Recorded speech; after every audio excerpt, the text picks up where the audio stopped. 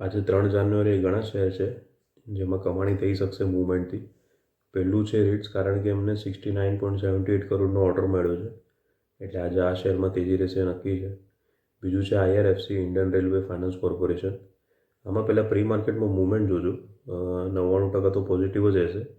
આમણે છે તે REMC સાથે MOU કર્યા છે રિન્યુએબલ એનર્જી પ્રોજેક્ટ ફાઇનાન્સ કરવા માટે, એટલે IRFC માટે આમ તો આ પોઝિટિવ જ છે. પછી હવે શું છે, બધા બેન્કો હોય કે કંપનીઓ પોતાના ક્વાર્ટર અપડેટ આપે છે રિઝલ્ટ પહેલાંના, તો એ પણ જો સારા હોય તો એ બી પછી મીડિયમ ટર્મ માટે એ શેર લેવા માટે સારા બની જાય છે. શોર્ટ ટર્મ માટે, શોર્ટ ટુ મીડિયમ ટર્મ માટે રિઝલ્ટ આવે ત્યાં સુધી. હવે આમાં એક છે બેંક ઓફ મહારાષ્ટ્ર. એમણે ડિસેમ્બર ક્વાર્ટરના એમના અપડેટ આપ્યા. હવે એમનો કુલ બિઝનેસ કેવું છે કે એમનું એવું કેવું છે કે 16.9% વધી ગયો, ગ્રોસ એડવાન્સીસ 21.2% વધી ગઈ, અને જે એમની કુલ ડિપોઝિટ્સ હતી એમાં પણ 13.5%નો વધારો થઈ ગયો.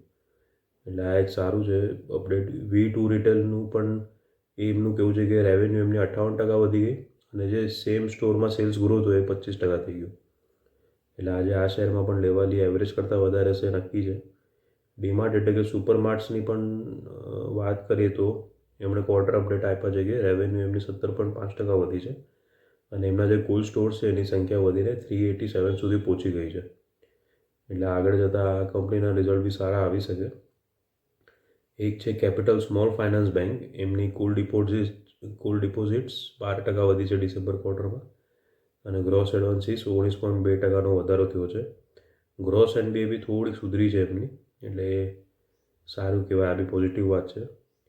હવે વોકહાર્ટની વાત કરીએ તો આજે આ શેરમાં શરૂઆતમાં વધારો જોવા મળશે, કારણ કે ઇન્ડિયન ડ્રગ રેગ્યુલેટર જે છે, central drug standard control organisation, એમને છે તે કંપનીની એક નવી ઓરલ એન્ટીબાયોટિકને અપ્રુવલ આપ્યું છે.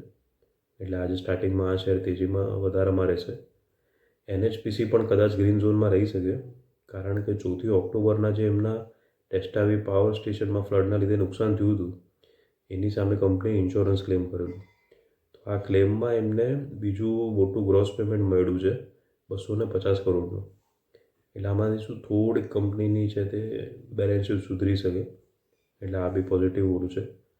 એક છે બાયોકોનના શેરમાં બી આજે તેજી રહેશે, કારણ કે એમની જે સબસિડરી છે બાયોકોન ફાર્મા, એમને ચીનની દવા નિયામક પાસેથી એક દવા માટેનું અપ્રુવલ મળી ગયું છે, એટલે આજે બાયોકોનનો શેર બી ભાગશે.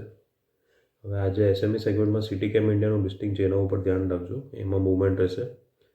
સેન્સેક્સ નિફ્ટીની વાત કરીએ તો ગઈકાલે અમેરિકાનું આખું બેઠું, યુરોપના બધા વધ્યા. આજે એશિયામાં સારું છે કે ખાલી ચીન જ માઇનસમાં છે, બીજા બધા પ્લસમાં છે. પણ આપણું ગિફ્ટ નિફ્ટી અત્યારે 8 વાગ્યા સુધીમાં 0.41% માઇનસમાં હતું. એટલે આ બધા તો એવા સંકેત આપે છે કે સેન્સેક્સ નિફ્ટીમાં જે શરૂઆત છે નબળી રહેશે.